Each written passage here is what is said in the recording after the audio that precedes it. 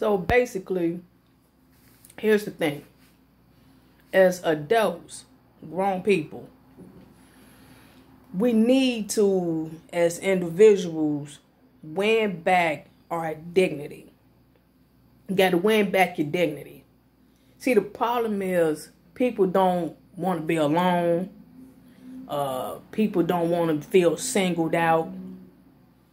People don't want to feel, I guess, bullied or lonely. I don't know how to even put it sometimes. But hopefully y'all could understand through this video where I'm coming from on this subject.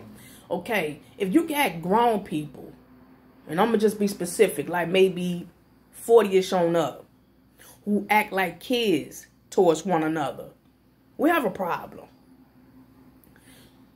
It's okay to joke and have fun, but we talking about eliminating the child act ways.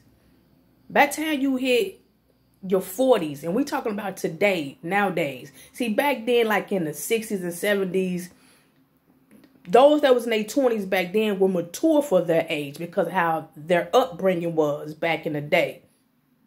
And we can go all the way back to slavery. You know, people were forced to mature, you know, then. But now things are getting more lenient.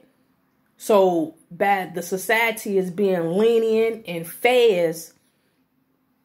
You know, the growing up is more mature now. They're less mature because they're not learning anything. Everybody is moving fast, and you know they got these little laws out about you can't discipline people, you can't teach nobody nothing. It's just a lot of wickedness going on where people's minds is not developing enough to be able to grasp to wisdom.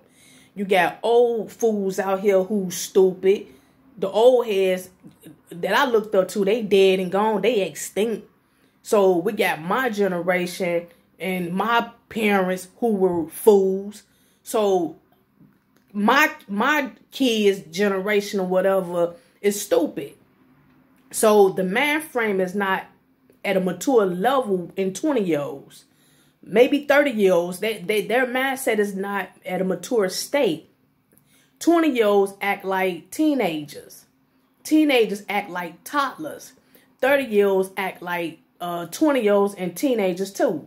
And now we got 40-year-olds. We got some 40-year-olds that may act like they in their 20s. You could tell the maturity in someone by the music they listen to, the way they dress, the way they act, the way they talk, the way they think, and the wisdom.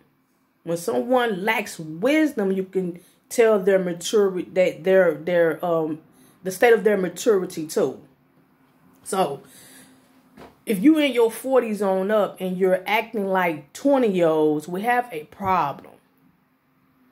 We have a problem. Now, you have an individual who, I always come across an individual who likes to disrespect people and take control over people. And you have weak vessels in their 40s on up who allow this because they're weak. They're weak vessels. And what that is someone who has a lack of self-esteem, have low self-esteem of themselves. They don't have any type of courage about themselves, no dignity. They probably was raised in an abusive family home. Their upbringing was probably shenanigan or whatever. They probably feel that they've had control all their lives. So they feel that they can continue to have someone to control them, and even to the point of being disrespected. You know what I'm saying? So when someone does that to another grown person, that's because they also have suffered abusive emotional stresses too in their life.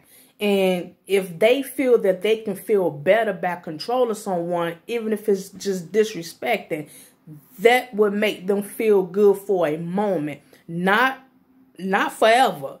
Because that's why they do it. They do it to keep themselves with this reward saying, yeah, I just called them or her out and they didn't say nothing. So I got control. I'm intimidating a lot of people. So now I got my control and I get what I want. And it's all about me, me, me. And if they don't do what I want them to do, or, you know, if they don't do what I say, I'm going to call them out and I'm going to disrespect them. I'm going to brush up against them. I'm going to treat them with contempt. I'm going to do all these things that others really don't want to happen to them. So they just go ahead on and go with the flow. They don't want no problem, whatever. But actually, that is a problem. When you have another person disrespecting you as an adult, you have a problem. People don't want to stand their ground and take courage because they don't want to be left out. They don't want to feel left out. They don't want to feel alone. They don't want to be lonely. So they would rather put up with the abuse to feel like they're a part of something. That they're a part of someone or somebody's or whatever. It's just crazy. I can't even explain it verbally to a degree sometimes. But I've noticed this with other people. When you take control from these type of narcissist individual, you win back your dignity. When you humble yourself from these shenanigan people, you have respect for yourself. As much as these people may not want to respect you, they have no choice but to. They don't have no way or no room to disrespect you because you put your boundaries up. You put your wall up. You don't have to argue. You don't have to fuss. You don't have to fight. You could just be silent. You could be silent. That song by 40'S one, he made a statement within his lyrics that said, real bad boys move in silence. You understand what I'm saying? And that's the truth. People could feel your presence and they will respect you. It's a difference in between intimidation presence and someone who has the strong authority of God presence. See, you feel somebody's intimidation presence, you get scared of them. And you yes ma'am and no ma'am to them and be phony with them, laughing and ha-ha. And knowing you really don't care for this person, but you're only doing it because you don't want these people to attack you. And you don't want to be their enemy. See, it's a difference between that shenanigan presence than the Lord's presence. See, the Lord's presence comes with respect and dignity and righteousness. You have no choice but to, hey, how you doing? And won't feel any type of negative vibe about it. Hey, how you doing? And then, boom, that's it. Sometimes people don't even feel that they can speak because they may come off at the wrong way or whatever. But see, it's a difference. You know this person is of good and righteous. You just don't want to mess that up. You don't want to come at this person disrespectful. So you rather just keep quiet or either just give them a nod or say, hey, how you doing? Then boom, going on about your business. Someone that's intimidating that come in and you feel their presence, you may be like, hey, girl, hey, how you doing? Whatever. You may be kind of funny because you don't want them to be mad at you about whatever. They may be having a bad day and you don't want to be the problem. You don't want to egg on the problem. So it's a difference. And these type of people, weak vessels give in to. They cling on to them because they don't want them to be mad at them. But the disrespecting is just ridiculous. I know in my life seen a bunch of 40 and 50 and 60-year-olds call each other out of names and ha-ha, he-he. It's like, what is this world coming to? That's not respect. I don't care how you say you playing or whatever. That is not respect. Somebody tried to pull it with me. I nipped it in the bud quick.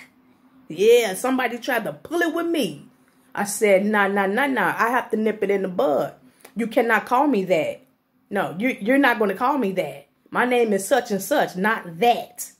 I apologize. That won't happen again. No problem. And boom, that was it. Ha, he later, whatever. No, I ain't holding no grudge like that, but I just had to stop it. No, just because you and somebody else play like that, that don't mean you're going to play with me like that. And see, I took my chances. I didn't care if you got mad and stopped talking to me or none of that. You're going to stop talking to me, but respect me at the same time. See, I bite the bullet with that. I take my chances with that. Then you disrespecting me and feel that you can continue to disrespect me to the point where there's no respect at all. There's no respect at all. See what I'm saying? And then I'm walking around looking like a fool and I lost my dignity about myself. And then when other people hear and see what's going on, they're going to feel they can do the same thing. Then you're going to go home unhappy. See what I'm saying, people? You have to have dignity of yourself. You have to have God in your life to give you the courage. The courage come in because you may lose associates. Ain't no such thing as friends today, so I don't say friends no more. But you're going to have the courage to lose associates, so-called fake relatives. You're going to lose these people when you win back control. These are the last days, and people are going to be evil and most of all controlling, because these are the most miserablest people on planet, and that's what makes them happy. Controlling you. And it's not even so much about controlling in a good matter. It's controlling in a wicked matter. Let's go.